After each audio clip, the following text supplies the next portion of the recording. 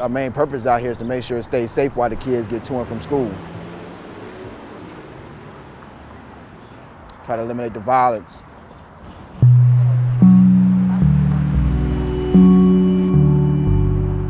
Veterans come from an environment in which every day they understand what their purpose is. They understand that what they do matters to the person to the left and to the right.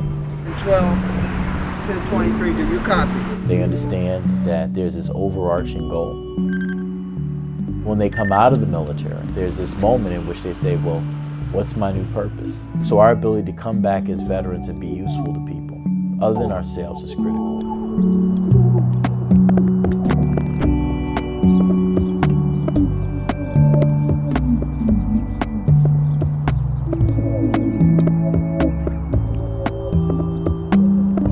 We do show that there are people out here that is watching to make sure these kids get there safe. Now, we may not stop any crimes from happening, but we're going to stop some crimes from developing. Somebody's going to think twice because we're there. How y'all doing? And because of that, there's going to be a child that gets home safe that day. Good morning, guys. When we first started thinking about Leave No Veteran Behind, it didn't start off as this very philanthropic idea.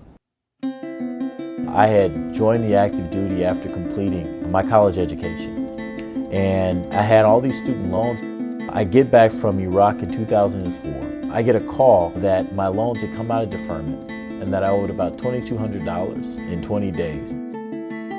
My co-founder, Roy Sarton, very similar situation. Our goal was to go write a letter to Oprah saying, look, Oprah, we're two guys from the city of Chicago. We went to war. We got these student loans, and can you pay off these student loans? And if you remember in 2005, that's when Oprah was buying cars for the studio audience. So we had told some other veterans and some other military folks this idea, and all these veterans who said, hey, if Oprah helps you out, can you make sure that she helps me as well? We realized there was a bigger problem than us. What if we were to raise dollars, apply those dollars directly to the veteran student loan account, and then require the veteran to give back 100 to 400 hours of community service once that debt has been paid? Everybody got their phones? Come on, please. Mr. Marine. The Safe Passage program initially started from us paying off one of our veterans' student loans. So the veteran, Haki Gherkin, he had an economic hardship where his mother's cancer came out of remission. We raised enough money, paid off his student loan debt, and then we went to Haki and said, Haki, what do you want your service project to be? Haki, Chicago police officer, at the time says, I'm tired of seeing more kids dying on the streets of Chicago than we're losing veterans in Iraq and Afghanistan. This was in 2010. We went to Chicago Public Schools and said, look, we want to do something around youth violence. Chicago Public Schools came back and said, we've got a corner. 35th and Martin Luther King Drive, convergence point between 5 high schools, multiple gang affiliations, and on half a days, we're having all of these big violent incidents. Can you do something about it? So we went out with about 20 veterans and started providing safe passage, positive adult engagement. And on those days, we didn't have a single incident. Well, we got to keep an eye on him and that other little boy that stands over here.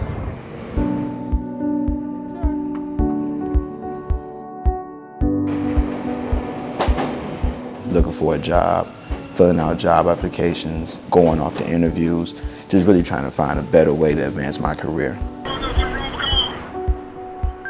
Cedric is an interesting case. You know, not only is he going to go to school, but Cedric came to us without some housing. He came to us without employment. And so those are the veterans that we really look at to give opportunities and also to give hope. How's it going, man? We help them get to and from school. But also while they're walking past us, you know, you got to build some kind of relationship with them. You know, you say hi to them every day. How's it going? Eventually they're going to say a little bit more than just hi. He has an education in psychology. He's motivated to come back to his community and actually solve some very specific issues. Doing all right?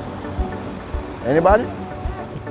So many of these youth are dealing not only with the issues of being underinvested, but they're also, some of these youth are dealing with post-traumatic stress themselves because of the violence in these communities. I want to continue on my education, but my main focus is to help out troubled kids. Feel like the things can't change, and I just want to be a part of it.